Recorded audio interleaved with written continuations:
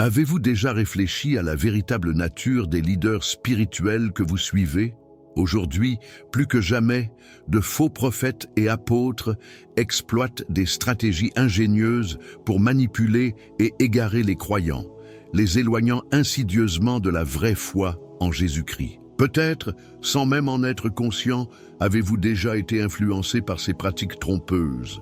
Il est essentiel de ne pas se laisser piéger par des apparences séduisantes ou des discours captivants. Ce qui est en jeu ici, c'est la pureté de votre foi et la profondeur de votre relation avec Dieu. Dans cette vidéo, nous allons révéler ces méthodes, une par une, et vous fournir les clés pour les reconnaître et vous en protéger. Votre âme mérite la vérité. Voilà pourquoi il est crucial de rester jusqu'à la fin. Chaque révélation que vous entendrez renforcera votre compréhension et votre foi en Christ. Avant de plonger dans ces vérités, laissez-moi vous rappeler une chose essentielle. Nombreux sont ceux qui regardent nos vidéos sans être encore abonnés à cette chaîne.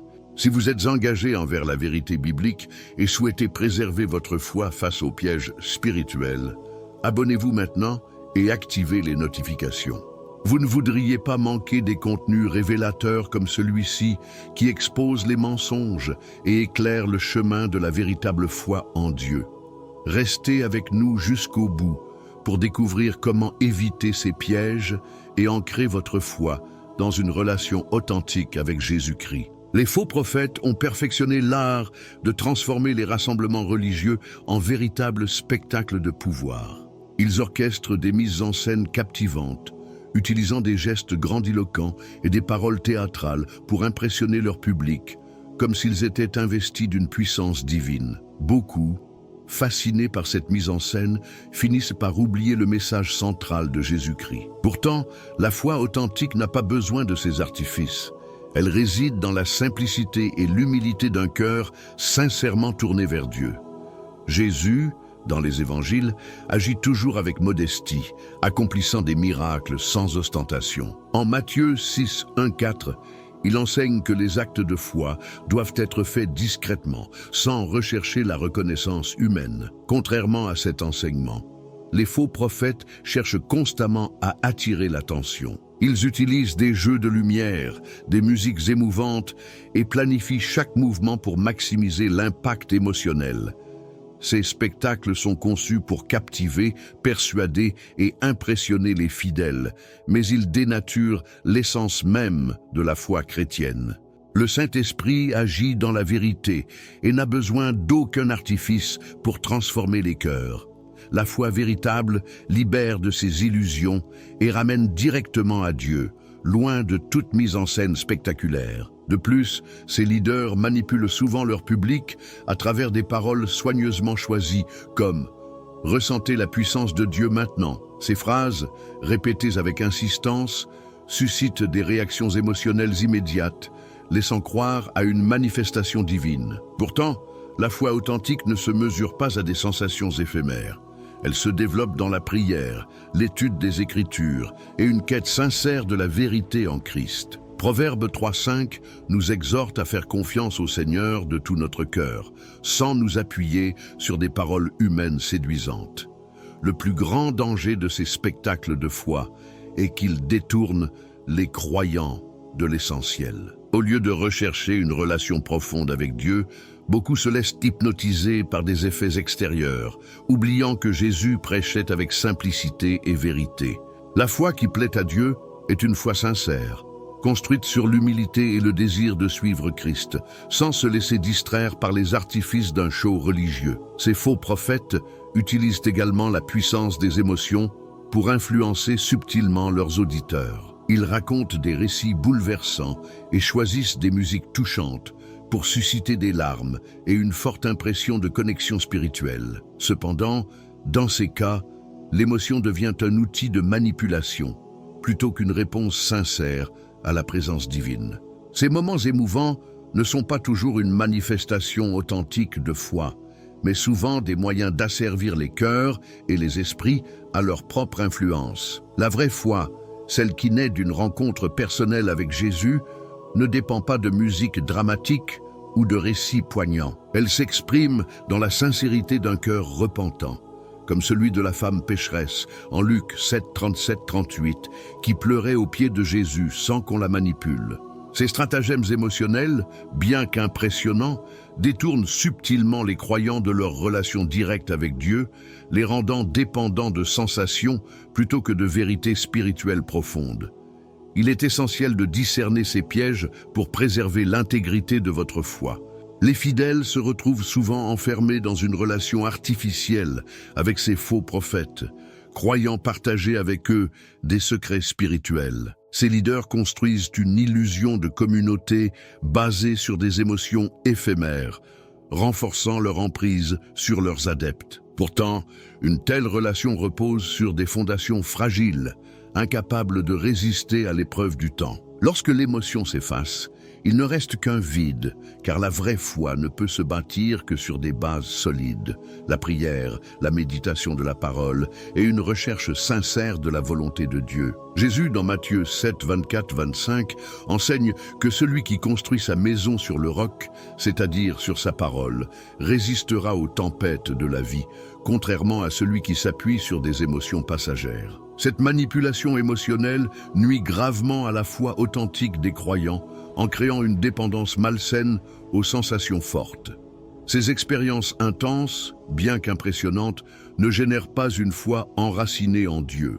Elles donnent une illusion de force spirituelle, mais cette foi est en réalité fragile, dépendant de l'ambiance et des artifices pour survivre. Pour cultiver une foi solide et durable, il est essentiel de s'engager dans une relation quotidienne avec Dieu à travers l'étude des Écritures et l'écoute de sa voix. La vraie foi, celle qui résiste aux épreuves, ne repose pas sur des moments spectaculaires, mais sur une communion constante et sincère avec Jésus-Christ. Une autre stratégie employée par ces faux prophètes est de relier directement les bénédictions divines aux contributions financières, déformant ainsi le message pur et gratuit de l'Évangile.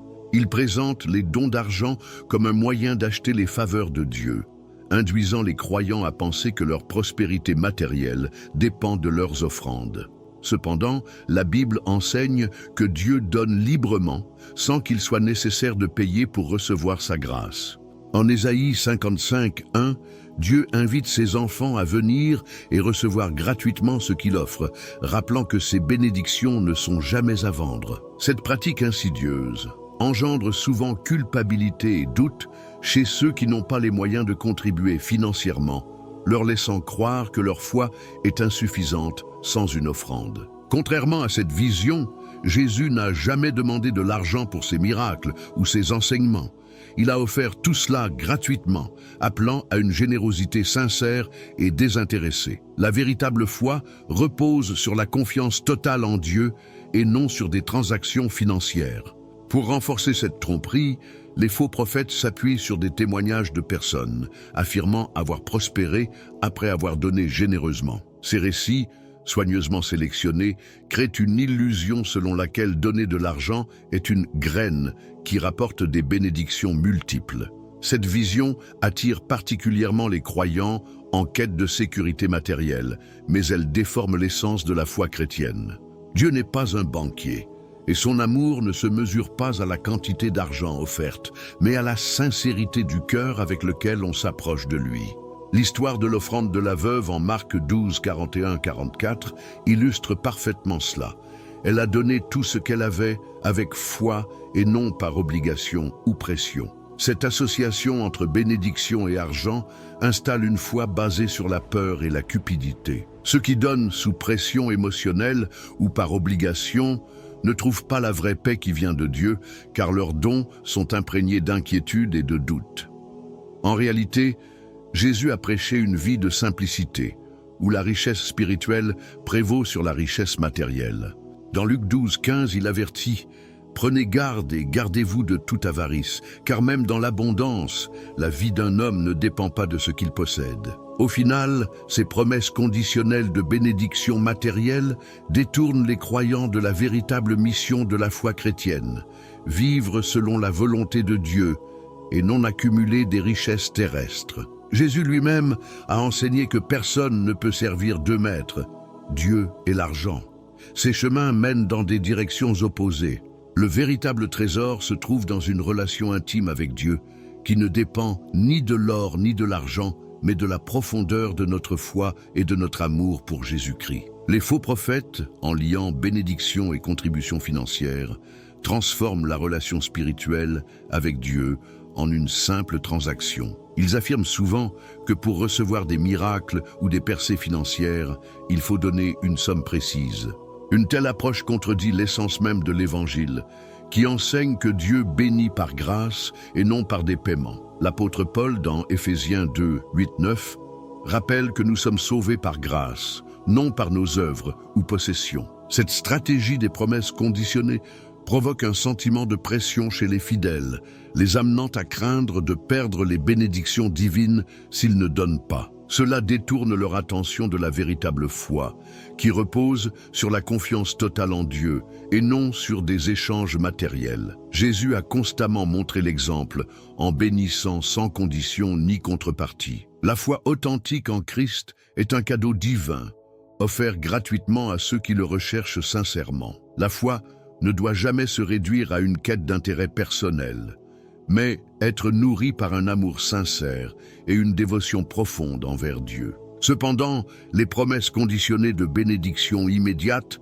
font dévier les croyants de cet idéal, transformant leur relation spirituelle en un contrat basé sur des récompenses matérielles. Cette perspective néglige des piliers essentiels de la foi chrétienne: la patience, la persévérance et la recherche d'une relation authentique avec Dieu. L'Évangile enseigne que les bénédictions divines ne sont pas des récompenses pour des dons financiers, mais le fruit de la fidélité, de la prière sincère et de l'obéissance à sa parole. Comme l'affirme Matthieu 6,33, nous devons chercher d'abord le royaume de Dieu et sa justice, et tout le reste nous sera donné en abondance. En conclusion, ces pratiques détournent les croyants de l'essence de la foi chrétienne en leur faisant croire qu'ils peuvent manipuler les bénédictions divines par des contributions financières. Cela crée un faux sentiment de contrôle, leur faisant oublier que la grâce de Dieu est gratuite et infiniment généreuse.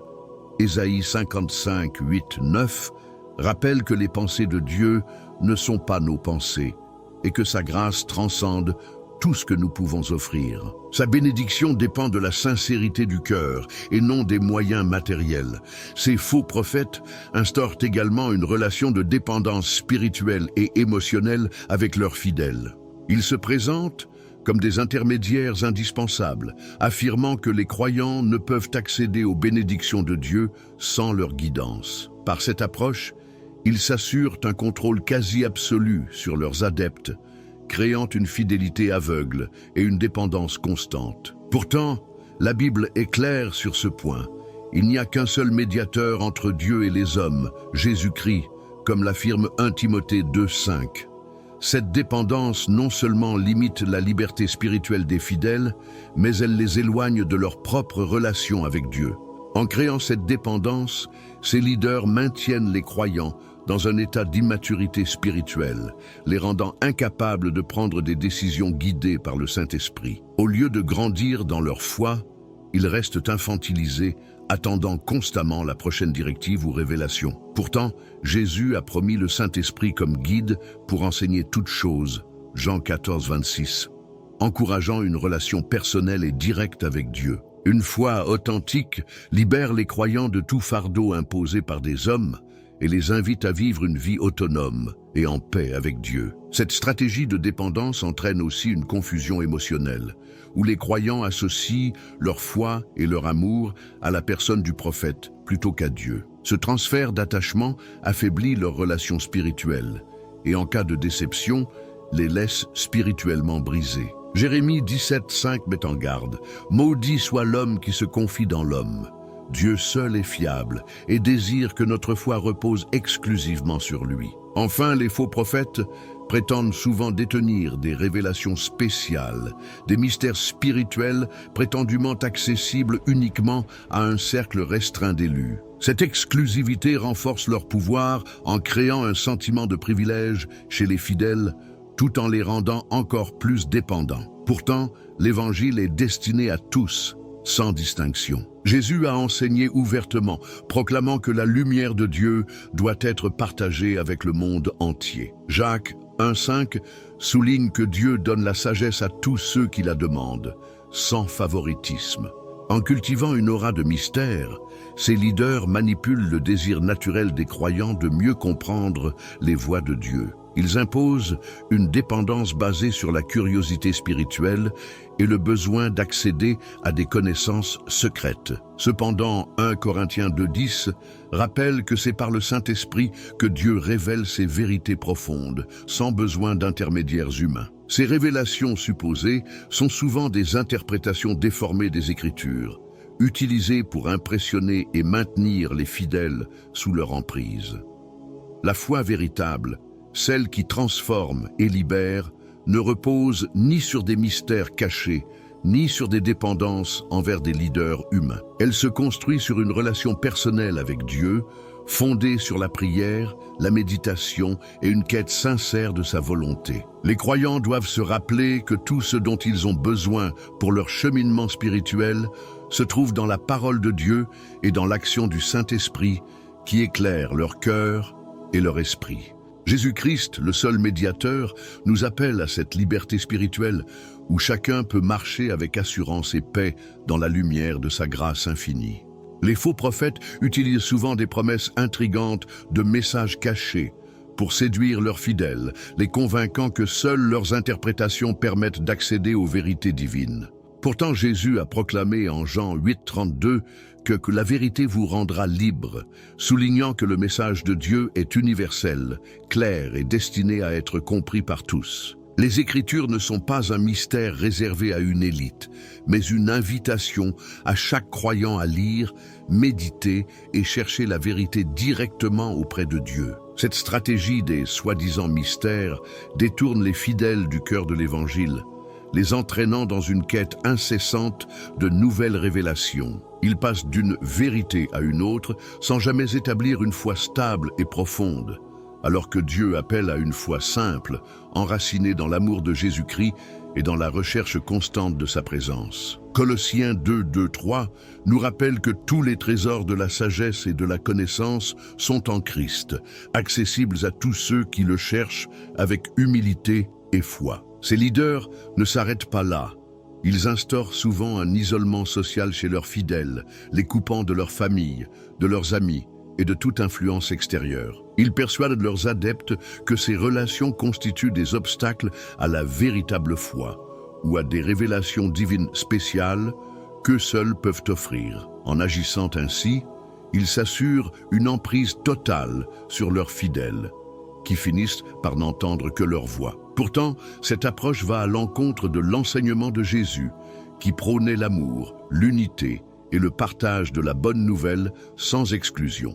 Éphésiens 6:1-3 nous rappelle l'importance d'honorer nos parents, tandis que Jésus lui-même a valorisé les relations familiales et amicales. Ces liens, loin d'être des distractions, sont des dons de Dieu, des sources de soutien et de réconfort qui nourrissent notre foi. L'isolement, imposé subtilement, rend les croyants plus vulnérables, ouvrant la porte à une manipulation émotionnelle encore plus grande. Pour instaurer cet isolement, ces faux prophètes suggèrent souvent que les proches qui ne partagent pas leurs croyances sont des distractions ou des ennemis spirituels. Ces propos fragilisent les liens affectifs, poussant les fidèles à se replier sur eux-mêmes et à dépendre uniquement de leur leader. Pourtant, Jésus a enseigné l'amour et la tolérance. En Matthieu 5:44, il dit « Aimez vos ennemis et priez pour ceux qui vous persécutent ». Ce message d'ouverture contraste fortement avec la fermeture et la méfiance prônée par ces leaders manipulateurs.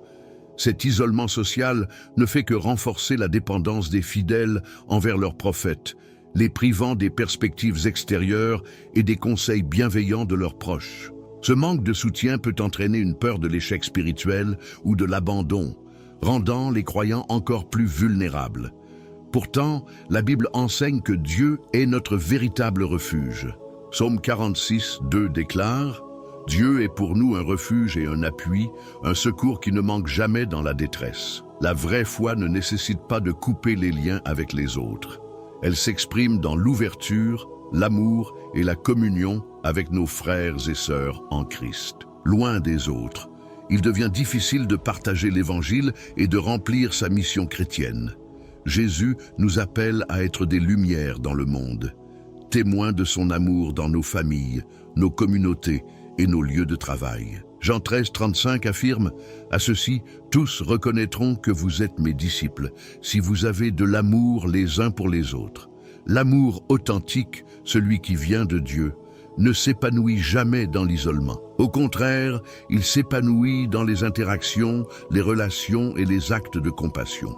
Une autre technique courante de manipulation est l'utilisation des Écritures hors de leur contexte. Les faux prophètes isolent des versets pour justifier leurs pratiques, souvent des demandes financières ou des promesses de prospérité. Ils présentent ces passages comme des preuves de leurs enseignements, tout en occultant les vérités plus profondes de l'Évangile. Par exemple, ils insistent sur des promesses de bénédiction matérielle pour encourager les dons, tout en négligeant les nombreux passages où Jésus prône l'humilité et le détachement des richesses. En réalité, la Bible appelle à une compréhension globale et fidèle de ces enseignements. Matthieu 7,15 met en garde contre les faux prophètes, décrits comme des loups ravisseurs, déguisés en brebis. Cette lecture déformée des Écritures conduit souvent les croyants à une compréhension partielle et biaisée de la parole de Dieu.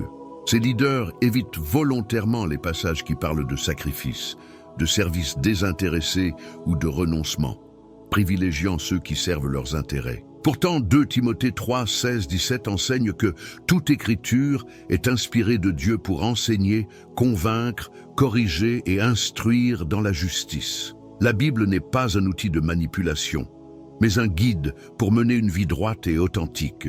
Au lieu de nourrir une foi sincère, ces manipulations créent une vision matérialiste et transactionnelle de la foi. Elles éloignent les croyants de l'essentiel de l'Évangile, une relation personnelle et humble avec Dieu, enracinée dans l'amour, le service et la vérité. Les croyants doivent toujours se rappeler que la parole de Dieu est claire, accessible et destinée à guider chacun dans une vie en Christ, sans besoin de médiateurs humains ou de mystères cachés. La communion avec Dieu est au cœur de la foi chrétienne, mais les faux prophètes détournent souvent ce fondement en insistant sur des promesses de bénédiction matérielle, tout en négligeant les avertissements et les appels à la vigilance contenus dans les Écritures. Ils encouragent leurs fidèles à se focaliser sur ce qu'ils pourraient obtenir, transformant la foi en une quête d'avantages personnels plutôt qu'en un engagement envers les enseignements de Jésus. Cette vision déforme l'essence même de la foi chrétienne, réduisant le croyant à un consommateur de bénédictions plutôt qu'à un disciple véritable.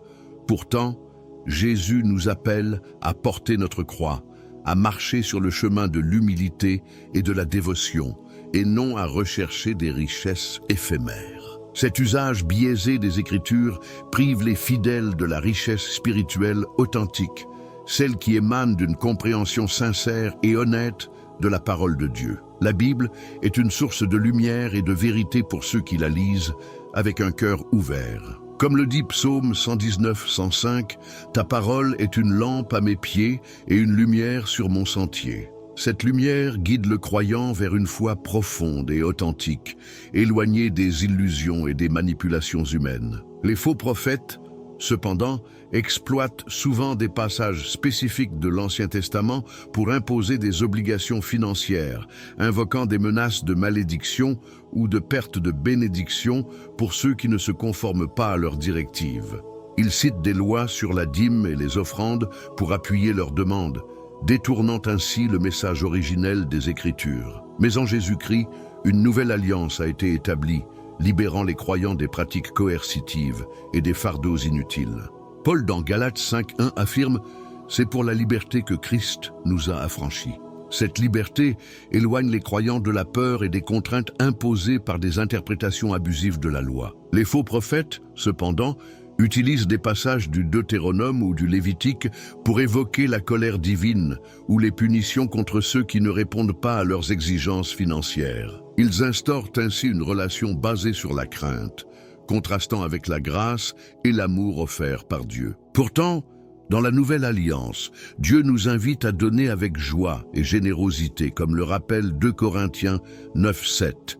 Que chacun donne comme il l'a résolu en son cœur, sans tristesse ni contrainte. Cette manipulation de l'Ancien Testament crée une confusion chez les croyants, les amenant à croire que leurs dons matériels influent directement sur leur relation avec Dieu. En exploitant cette idée, les faux prophètes assoient leur contrôle sur leurs fidèles, mais cette vision va à l'encontre des enseignements de Jésus. Il nous enseigne à chercher Dieu avec un cœur humble et à ne pas accorder de priorité à la richesse matérielle. En Matthieu 6, 19, 20, Jésus exhorte « Ne vous amassez pas de trésors sur la terre, mais amassez-vous des trésors dans le ciel. » Cette perspective recentre la foi sur des valeurs éternelles plutôt que sur des gains matériels. L'insistance sur l'obligation de donner détourne les fidèles de la véritable essence de la foi chrétienne, qui repose sur le service et la dévotion sincère. Si l'Ancien Testament contient des leçons précieuses, il ne doit jamais être utilisé comme un outil de manipulation. La Bible, dans son ensemble, est une source d'inspiration et de guidance qui doit être interprétée à travers l'amour de Jésus-Christ. Comme le dit Jean 8,36, « Si le Fils vous affranchit, vous serez réellement libre. » Cette liberté spirituelle est un don de Dieu qui ne peut être acheté ou marchandé. Les faux prophètes, en manipulant les fidèles, les éloignent de leur chemin personnel de foi. Au lieu de chercher Dieu par eux-mêmes, ils deviennent dépendants des exigences de ces leaders, croyant à tort que leur salut dépend de leurs dons matériels. Pourtant, la vraie foi se trouve dans une relation personnelle et directe avec Dieu, enrichie par l'amour de Jésus-Christ et l'action du Saint-Esprit. Dieu ne cherche pas nos biens matériels, mais notre cœur, notre sincérité et notre engagement. Cette vérité libératrice est celle qui apporte une paix authentique, au-delà de toute manipulation. Ces leaders détournent également la mission spirituelle de l'Église en la centrant sur des projets coûteux et superficiels. Ils investissent dans des bâtiments luxueux, des événements grandioses ou des projets ostentatoires, éloignant l'Église de sa vocation première, servir Dieu et accompagner les âmes. Dans cette quête de grandeur matérielle, ils détournent l'attention des besoins spirituels des fidèles, transformant la maison de Dieu en un lieu de spectacle et de commerce. Jésus lui-même a dénoncé cette pratique en renversant les tables des marchands dans le temple, rappelant que la maison de son Père est une maison de prière et non un marché. Les enseignements de Jésus et des apôtres prônent une Église humble, dévouée au service des autres. En Actes 2, 44-45, les premiers chrétiens partageaient leurs biens pour soutenir ceux dans le besoin, illustrant l'amour et la solidarité qui devraient caractériser la communauté chrétienne. Cependant, ces faux prophètes instaurent une culture de l'apparence, où l'Église devient une vitrine de prospérité. Les ressources qui pourraient aider les démunis, les malades et les désespérés sont redirigées vers des projets de prestige, en totale opposition avec l'humilité prônée par l'Évangile. Pour justifier ces dépenses, ces leaders avancent souvent des arguments comme la gloire de Dieu ou l'excellence pour le Seigneur. Mais en réalité, ces projets servent souvent à renforcer leur propre pouvoir et à impressionner les foules. Cette stratégie éloigne les fidèles de la mission essentielle de l'Église. Annoncer l'Évangile, accompagner spirituellement les âmes et répondre aux besoins des plus faibles.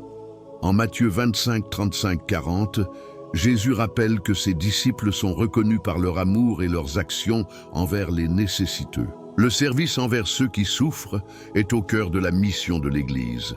Malheureusement, les faux prophètes détournent souvent cette vocation essentielle, privilégiant l'apparence de grandeur à travers des bâtiments luxueux et des démonstrations ostentatoires. Ce détournement des ressources pousse les fidèles à associer la foi à des signes extérieurs de richesse, créant une confusion entre succès spirituel et prospérité matérielle. Au lieu d'encourager une vie de foi, de prière et de communion avec Dieu, cette vision erronée transforme l'Église en un lieu perçu comme un symbole de réussite sociale et de pouvoir.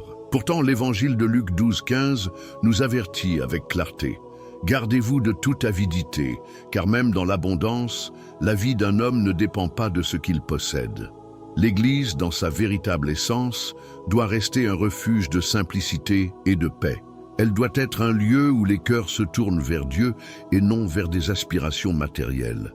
La véritable richesse aux yeux de Dieu ne réside pas dans la splendeur des édifices ou des possessions, mais dans un cœur humble, rempli d'amour, de foi et de charité. Une Église fidèle à sa mission est une communauté qui partage, qui soutient et qui guérit, reflétant l'amour inconditionnel de Jésus-Christ pour chaque âme.